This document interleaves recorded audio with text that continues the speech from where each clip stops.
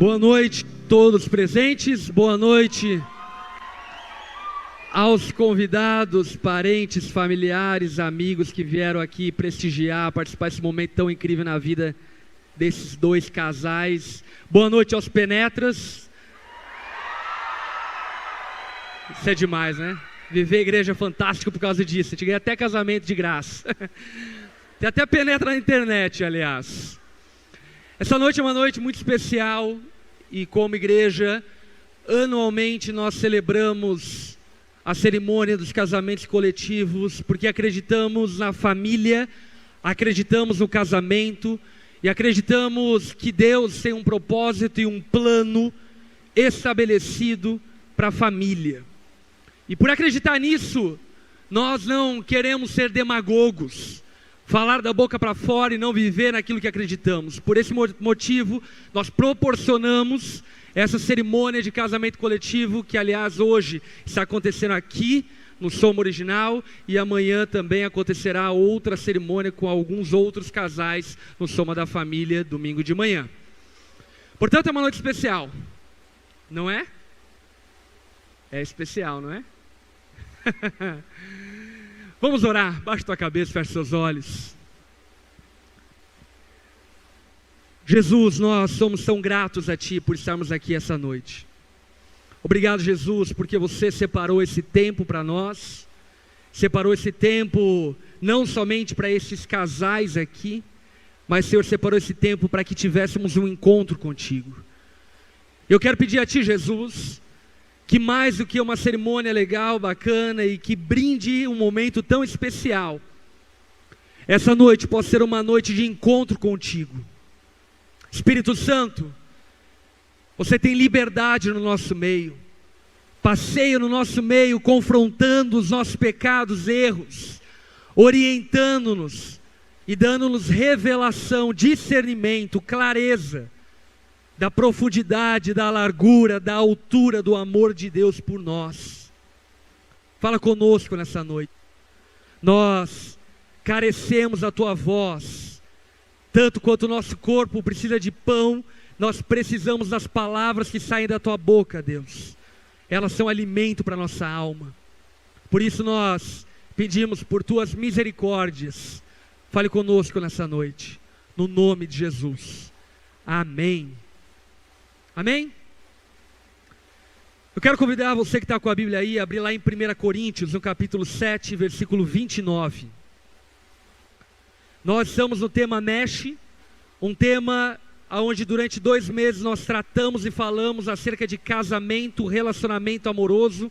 E hoje, em conjunto com essa cerimônia de casamento, nós vamos ouvir algo, um princípio bíblico acerca do casamento vital e importante, que está lá em 1 Coríntios capítulo 7, versículo 29.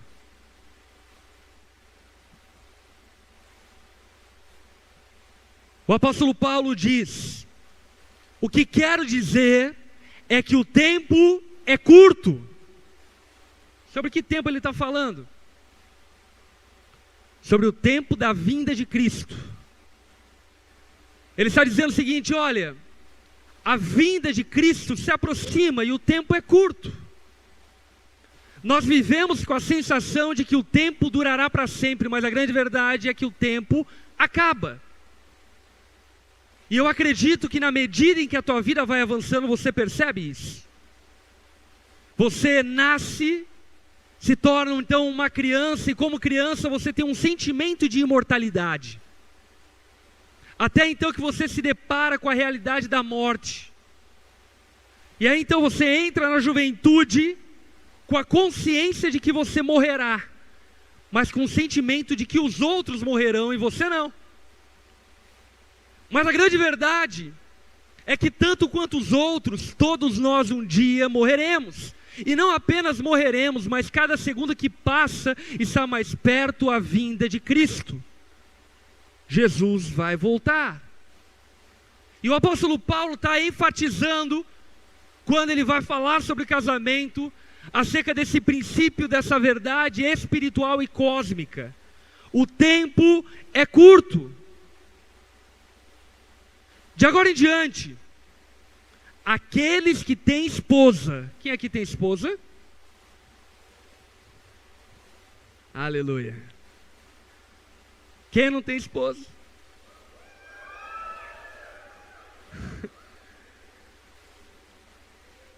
Maior catástrofe do ser humano é a hipocrisia. Paulo está dando um conselho para quem tem esposa. E ele está dizendo o seguinte: olha, aqueles que têm esposa, vivam como se não tivessem. Espera aí, você não deveria estar na Bíblia. Você, esposa, deve estar pensando aí do lado. Teu marido já olhou e falou: ei, viu? Falei para você. E obviamente que esse princípio ele é aplicado vice-versa. Quais mulheres aqui têm esposo? Mulheres, vivam como se não tivesse.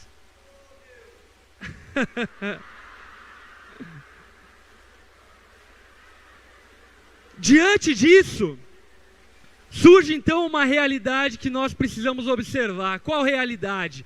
O que Paulo está querendo dizer com isso?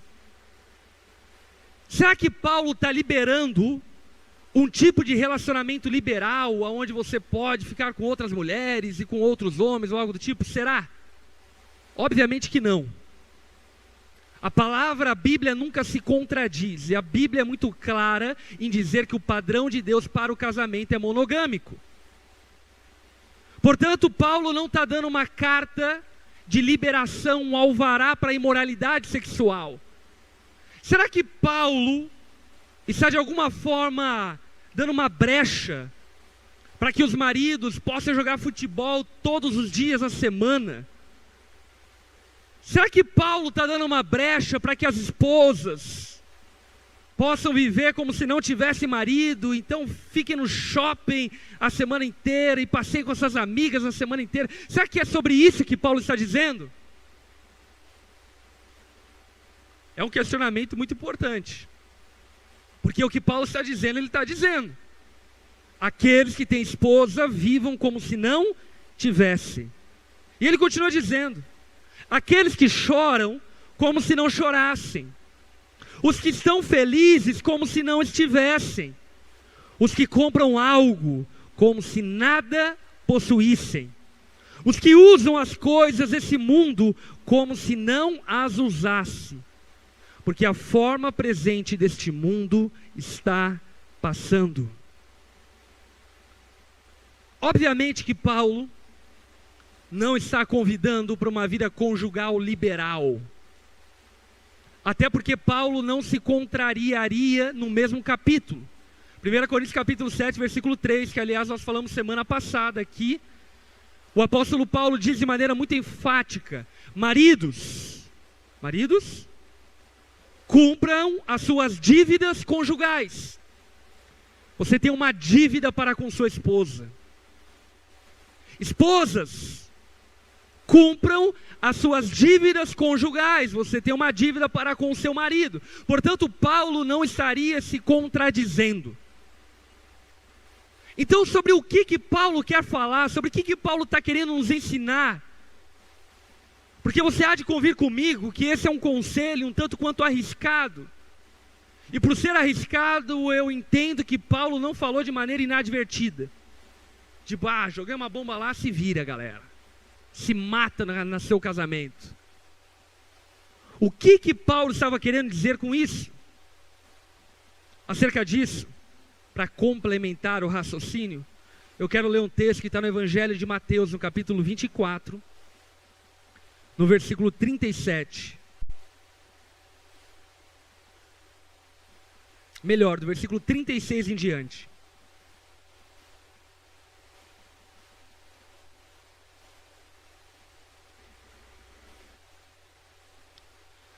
Quanto ao dia, lembra que Paulo estava falando, o tempo é curto. E agora aqui em Mateus capítulo 24, versículo 36, Paulo está dizendo: quanto ao dia, o tempo é curto, ele está falando sobre o mesmo dia, sobre o mesmo tempo.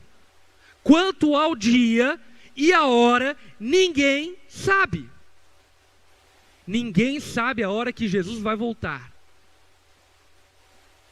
Ninguém sabe o exato momento, a data, o horário, no calendário, quando Jesus irá voltar, senão somente o Pai.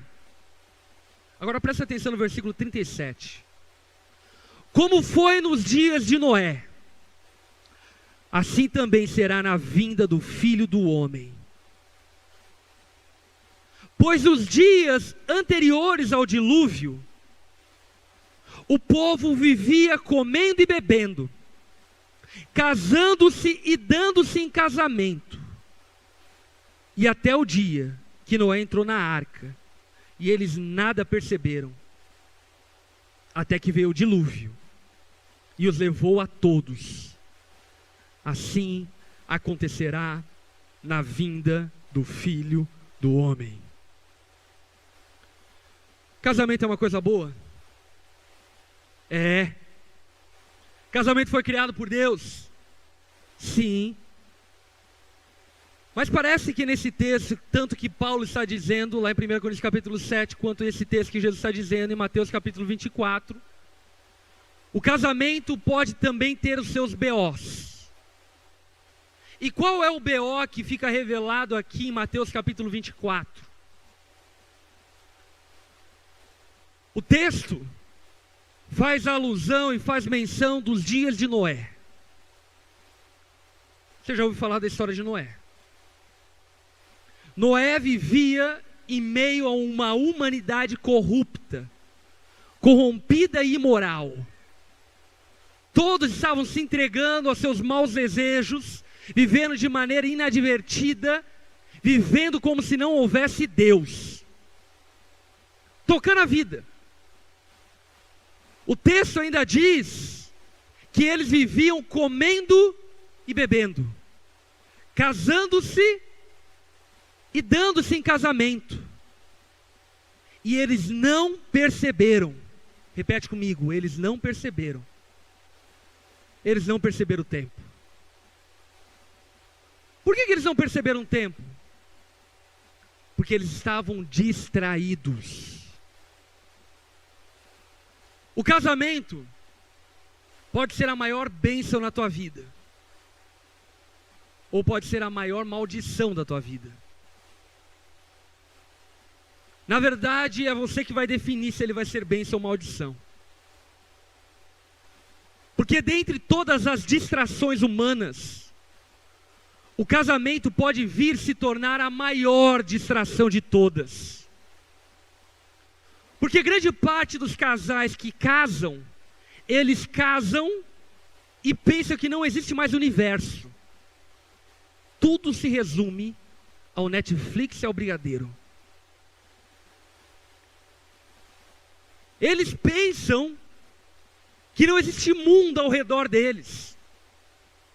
Tudo se resume aos seus caprichos, desejos, a comer, a beber, a fazer um prato novo, a fazer uma receita nova, a viajar para um lugar novo, a conhecer algo novo, a comprar, adquirir.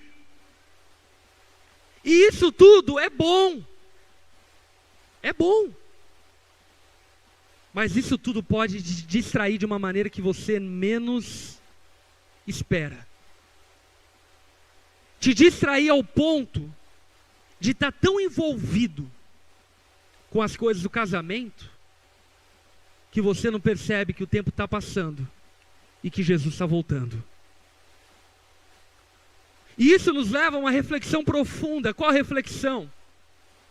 Nós estamos aqui nessa noite participando de uma cerimônia de casamento, e nós nos preparamos para essa cerimônia de casamento. Olha só os noivos. Que é isso? Olha ali, um mais elegante que o outro. Pelo amor de Deus, olha só.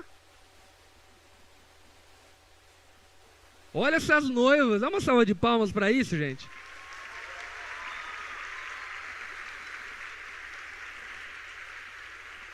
Coisa fantástica. E o casamento envolve muito isso. O casamento envolve preparo. Sabe, tem umas mulheres loucas que ficam uns 2 anos preparando o casamento. As que riram entenderam o que eu falei. Fazendo prova de docinho. Fazendo teste de vestido. Essa semana mesmo, a minha esposa recebeu uma mensagem de uma menina que vai se casar. E aí ela mandou essa mensagem para minha esposa dizendo o seguinte: pastora, eu sou de algum lugar do mundo, que eu não vou falar, e eu marquei o casamento com meu marido, e ele está desempregado, e eu estou fazendo uns bicos, e a gente não tem muito dinheiro, e nós estamos planejando um casamento incrível, mas só que a gente não temos dinheiro para pagar o casamento. Eu não tenho dinheiro para ir para a Bolívia pegar o meu vestido que eu fiz lá na Bolívia. Eu não tenho dinheiro para pagar a festa de casamento, vai ficar uns 20 mil reais.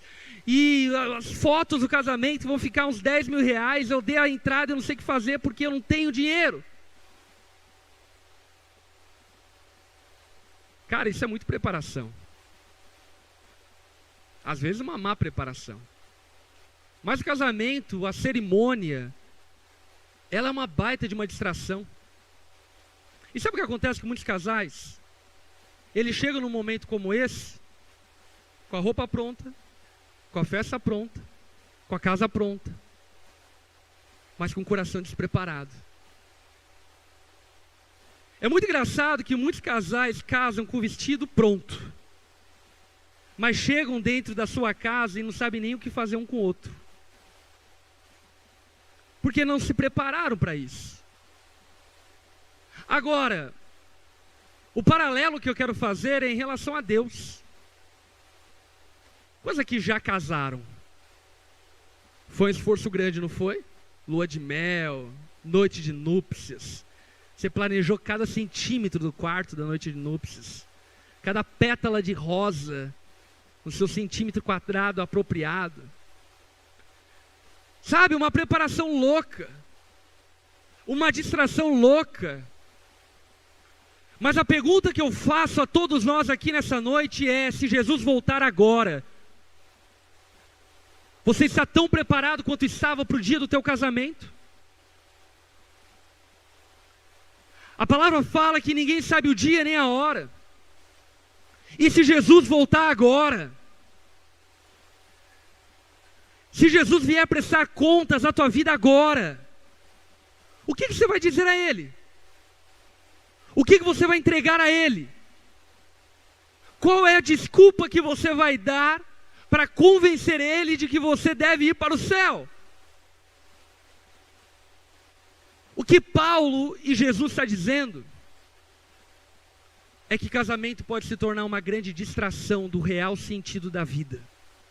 E a vida não se resume a casar, porque a vida era antes do casamento e continuará sendo depois do casamento. A Bíblia fala que lá no céu as pessoas não se casam, não se dão em casamento. Sabe o que significa? Que você não precisa divorciar, um dia separa. Não fala glória a Deus, irmão, pelo amor de Deus. Olha o que a Bíblia fala, é que nós nascemos solteiros e morreremos solteiros. Porque a eternidade não consiste em casar e viver uma vida conjugal. E por vezes, eu penso que o ser humano vive a vida da maneira tal que, tipo assim, ele está no pré-casamento. E aí depois ele está no casamento. E depois ele fica pensando no pós-casamento. A vida dele se resume ao quê? Casamento. E essa distração pode te roubar do real sentido da vida. Eu quero citar 2 exemplos bíblicos de homens que se distraíram com o casamento. O primeiro exemplo bíblico é um rei chamado Acabe.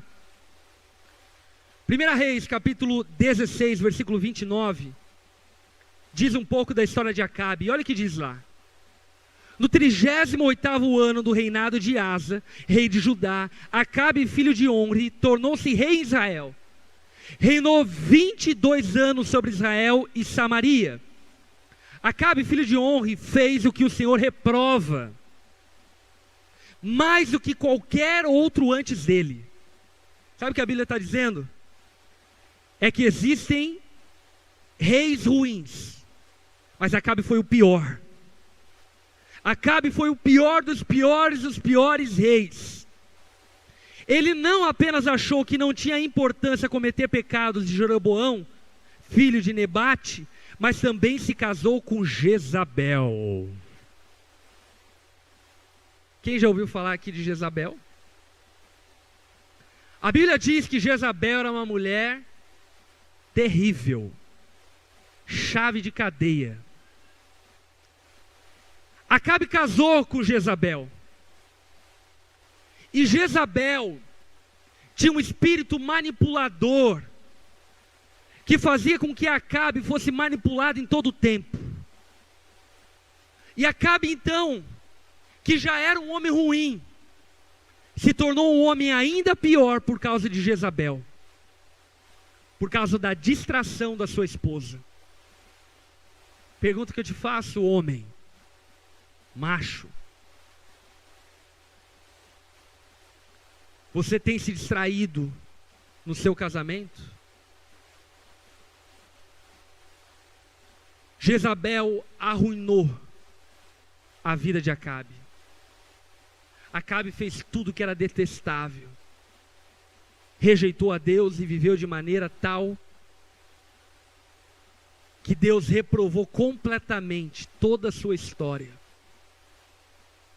Jezabel era tão treva, mas tão treva, que no capítulo 21 a história conta o seguinte: Acabe saiu para passear pelo seu reino, e aí ele achou então uma vinha, uma videira de um homem chamado Nabote.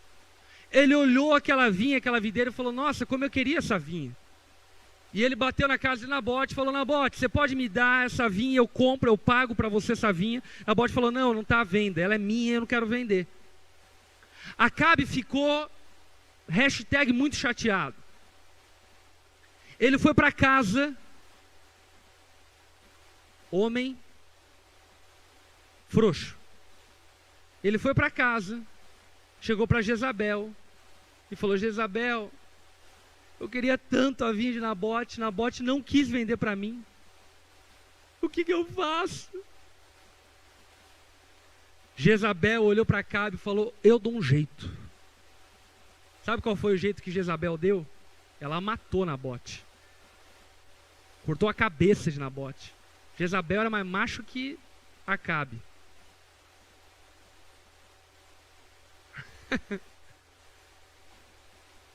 Deus reprovou o casamento de Jezabel e Acabe.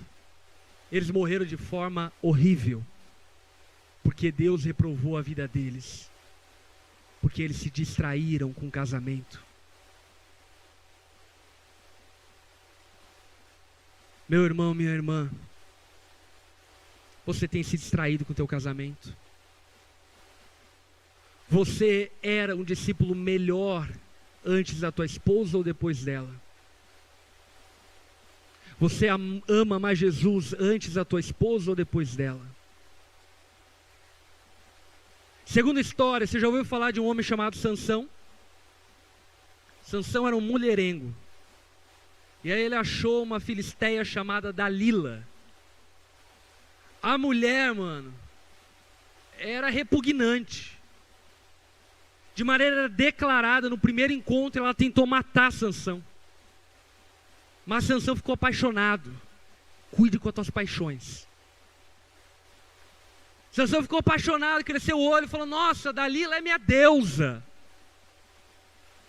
Sansão era um homem que tinha um voto com Deus, de serviço, de amor a Deus. Sansão se distraiu com Dalila, ao ponto que Dalila descobriu a força, o segredo da força de Sansão. Cortou o cabelo de Sansão, que era parte do voto dele que ele tinha para com Deus, e ele perdeu completamente a sua força. Por quê? Porque ele se distraiu com relacionamentos amorosos. E qual foi o fim de Sansão? Sansão morreu soterrado por um palácio que ele derrubou. Você já ouviu falar de um homem chamado Adão e de uma mulher chamada Eva? Adão, quando viu Eva, ficou bobo, cara. A Bíblia diz que Adão olhou para Eva e falou: essa sim é carne da minha carne, osso dos meus ossos. Ele olhou para Eva e falou: eu quero ela na minha casa. E os dois começaram a viver a vida conjugal, e o casamento deles se tornou uma grande distração do propósito. Ao ponto que Satanás veio tentar Eva e Adão, e os dois caíram na tentação de Satanás e fizeram aquilo que Deus reprovava. Por quê? Porque eles se distraíram com o seu casamento. Por isso essa palavra, ela vai para duas direções. Primeira direção, para você que é casado. A pergunta que eu te faço é: o teu casamento tem sido uma plataforma para agradar ainda mais a Deus, para se aproximar ainda mais de Deus, ou uma plataforma que te distancia ainda mais de Deus? A tua esposa, o teu marido é quase a serpente, é o Satanás na tua casa, que enrola no teu pescoço e diz assim: não sai, não vai para a igreja hoje, porque você tem que ficar comigo. Só falta tridente e cheiro de enxofre, o resto tem tudo. O que você tem feito do seu casamento? Casamentos que se perdem em distrações. Sabe o que acontece com eles? Eles terminam. Talvez não terminam como Jezabel terminou, comida por cães. Mas terminam porque casamento sem propósito não faz sentido nenhum. Assim como a vida sem propósito não faz sentido nenhum. E quando nós esgotamos propósito dentro do casamento, não faz mais sentido sustentar o casamento. Por esse motivo, não se distraia. O apóstolo Paulo não está convidando maridos a negligenciar o seu casamento, não. O apóstolo Paulo está convidando os maridos a compreenderem que existe um Deus que é maior do que a sua esposa. E você deve amar, cuidar da sua esposa por amor a Deus e não por amor à sua esposa. Casamento é tipo um financiamento. Como assim? Deixa eu explicar para você. Você vai lá e encontra a mulher da tua vida, o homem da tua vida. Aí então você olha para ele e fala: eu quero casar com esse homem, quero casar com essa mulher. Mas você percebe que você não tem capacidade para casar com esse homem, com essa mulher. Aí o que você faz? Você pede um empréstimo a Deus e diz: Deus, me dá esse homem como marido, me dá essa mulher como esposa. E você se casa. A pergunta que eu te faço é: você tem uma dívida? Sim, casamento é uma dívida. Mas em última instância, casamento não é uma dívida para com sua esposa. Casamento é uma dívida para com Deus, que te deu a sua esposa. Sabe? Prestar contas para tua esposa já é algo difícil, não é não? Prestar contas para o teu marido já é algo difícil. Agora imagina para Deus. E sabe de uma coisa? Um dia todos nós prestaremos contas para Deus acerca de como conduzimos nossa vida, inclusive nosso casamento. Casamento pode ser a maior bênção na sua vida, ou a pior maldição da sua vida. É você que escolhe, é você que decide. Aí talvez você diga: pastor, eu quero que meu casamento seja uma grande bênção, o problema é o meu marido. Parece que eu já ouvi isso na Bíblia. Deus chega para Adão e diz: Adão, por que tu fizeste isso? O que Adão diz? Foi a minha mulher. chega para a mulher e diz: mulher, por que você fizeste isso? Foi Satanás. Satanás não tinha mais ninguém para olhar e ficou com a culpa.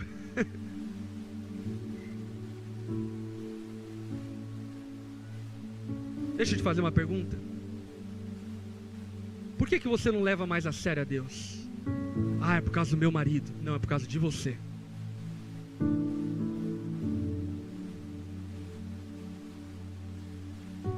Por que você não leva mais a sério a sua fé? É por causa da minha esposa, pastor. Nossa, mulher, enche o saco. Ai, chata. E é por causa de você. Sabe por quê? Porque diante de Deus, nós não temos como transferir a responsabilidade que pertence a nós, pessoalmente, de amarmos a Deus acima de todas as coisas. E além do mais, deixa eu dizer uma coisa. Eu vejo um monte de marido brigando, quase divorciando com a esposa, porque ele quer ir para o futebol dele e a esposa não deixa. Eu vejo esposa brigando, divorciando com seus maridos, quase divorciando com seus maridos, porque elas querem fazer suas vontades e seu marido não deixa. Mas é muito triste, porque raramente eu vejo esposas e esposos arrumando briga dentro de casa por amor a Deus. Ou seja, nós brigamos por tudo. Eu tenho 10 anos de casamento, eu sei o que eu estou falando. A gente briga porque o arroz queimou. A gente briga porque o banheiro está fedido. Mas na hora que é para a gente brigar por coisas que merecem ser brigadas, a gente se cala. E deixa eu te falar algo. Brigar por causa de Deus é uma briga que precisa ser brigada. Eu quero encerrar lendo um texto que particularmente eu amo demais, que está em Josué capítulo 24, versículo 15. Josué capítulo 24, versículo 15. Josué está falando para um povo que estava dizendo para Josué que iriam abandonar a Deus e que iriam virar as costas para Deus e que não saberiam mais de Deus. E aí Josué diz o seguinte: se porém não lhes agrada servir ao Senhor, escolha hoje a quem irão servir.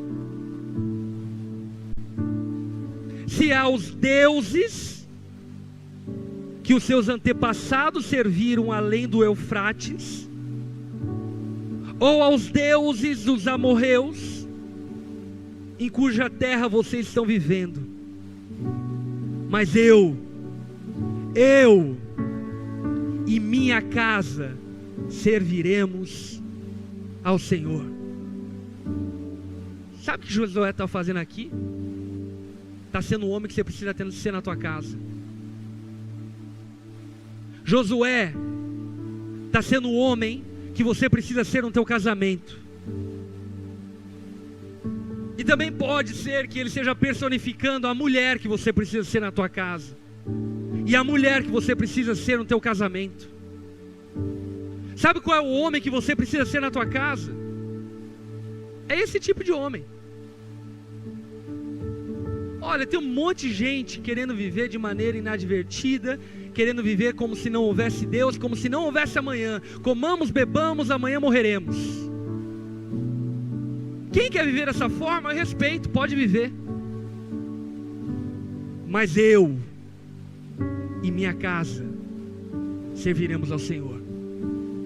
Eu não vou me distrair com as coisas dessa vida,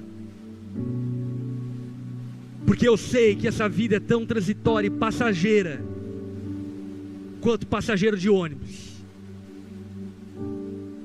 Eu não vou me distrair com essa vida, porque eu sei que tão certo quanto o dia amanhece, Jesus vai voltar. Eu não vou me distrair com essa vida, porque eu entendo e compreendo que essa vida não é tudo. eu não vou fazer do meu casamento uma distração. Sabe o que eu vou fazer do meu casamento? Uma forma de eu ser um homem ainda melhor, para servir ainda melhor o meu Senhor. Sabe o que eu vou fazer do meu casamento?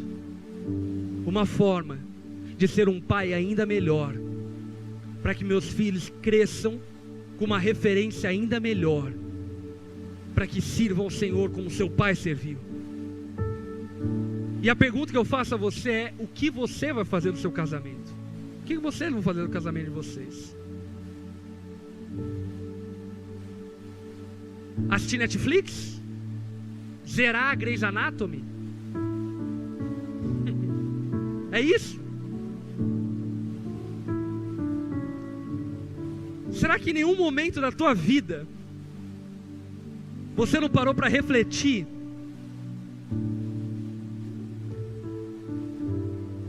que casar, viver, se não for para Deus e por Deus, não faz sentido algum? Para que você trabalha tanto? Para ter? Para que você tem? Para ter? Para que você vai deixar tudo que tem? Para ferrugem? Para traça? O que você está fazendo com a única vida que te tem? O que você estava fazendo com o seu casamento? Maridos e esposas, não se distraiam com o seu casamento. Ah, pastor, eu tento levar meu marido, mas ele não vai para frente. Continua, filho, uma hora ele vai. E se não for, Deus vai te honrar e você vai ter 10 pedrinhas a coroa. Ah, mas minha esposa é uma mula. Ame a Deus, seja fiel à sua esposa, ame a sua esposa, sirva a Deus, seja o homem que a sua esposa precisa. E eu creio que a sua esposa vai ser transformada através da sua atitude. Quem está casado, viva como se não estivesse. Baixe tua cabeça, feche seus olhos.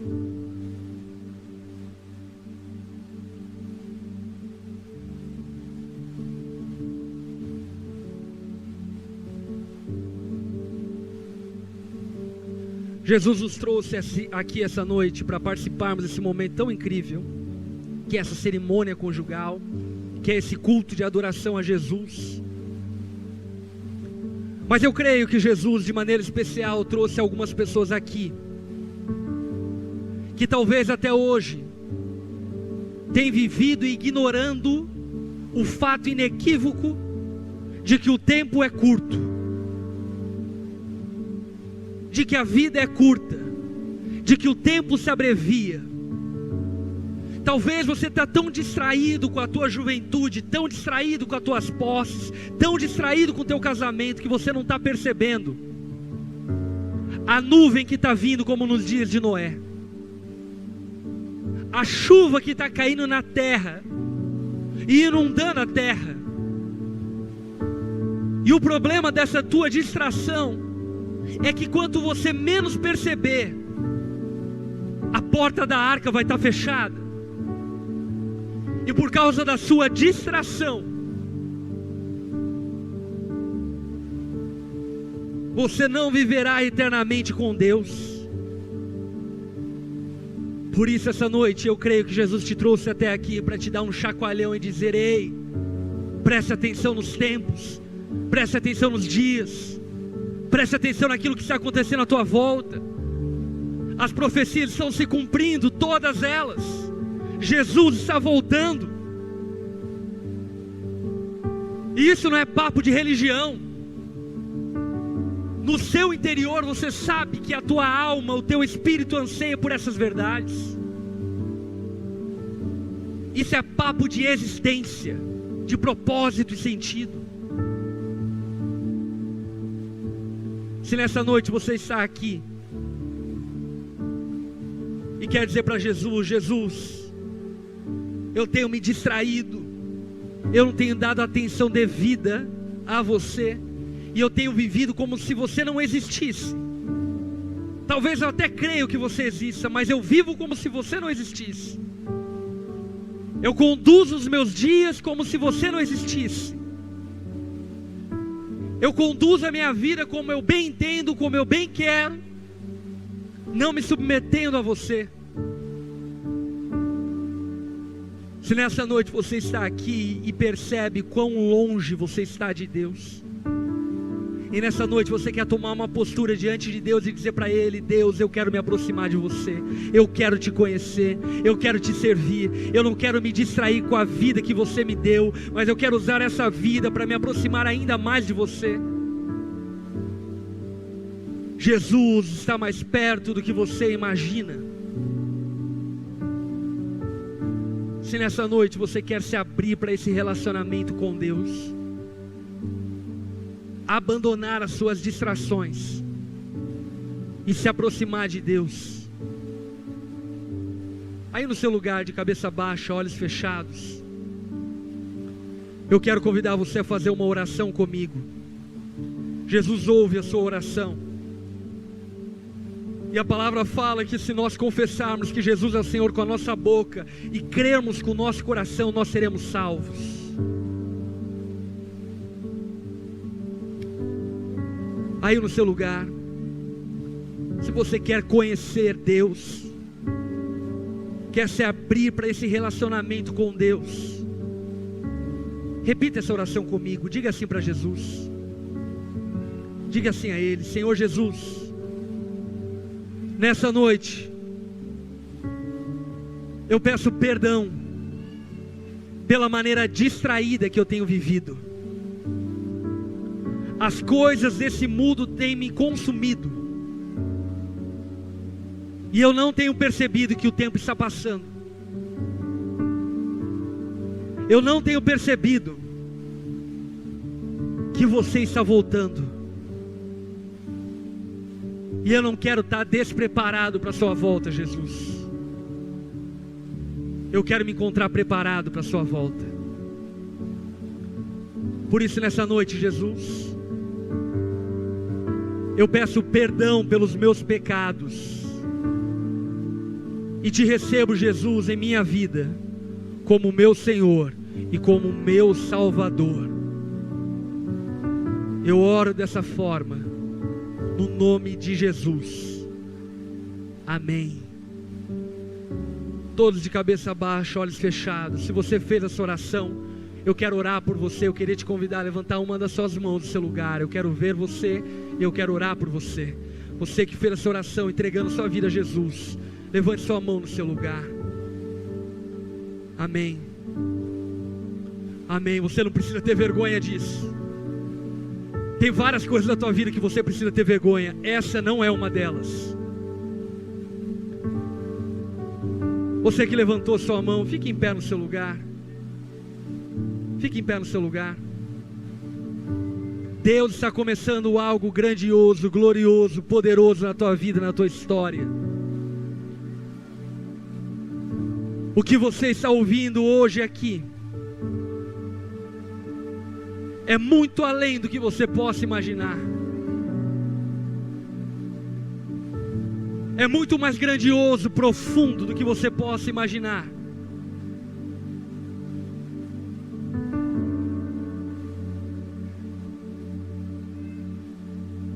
Eu quero convidar os apacentadores da onda para irem até essas pessoas, abraçarem eles e elas, para que nós possamos orar juntos.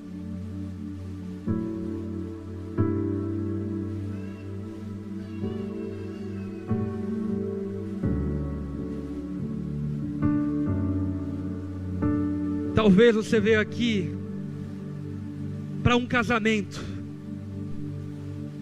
Essa foi a desculpa de Deus para te trazer aqui, para que você o encontrasse.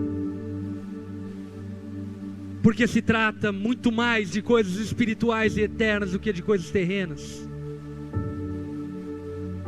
Você que está sentado no seu lugar, estenda a mão a essas pessoas, vamos orar por eles e elas.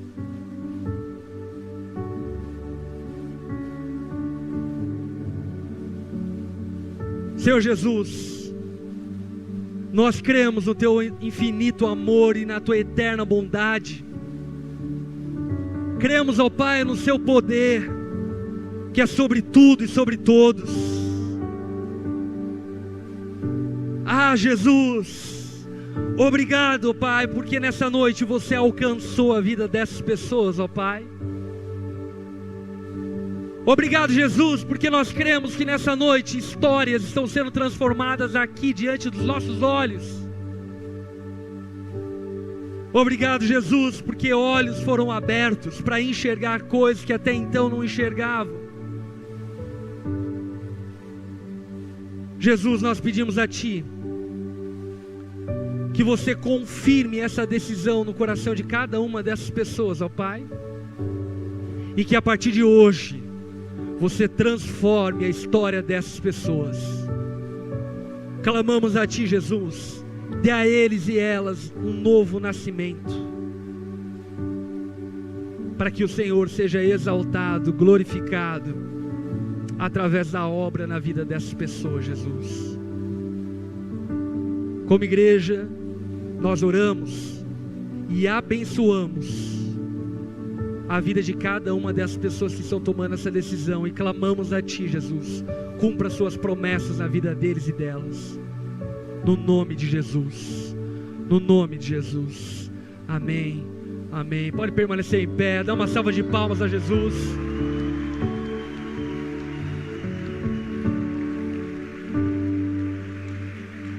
Aleluia.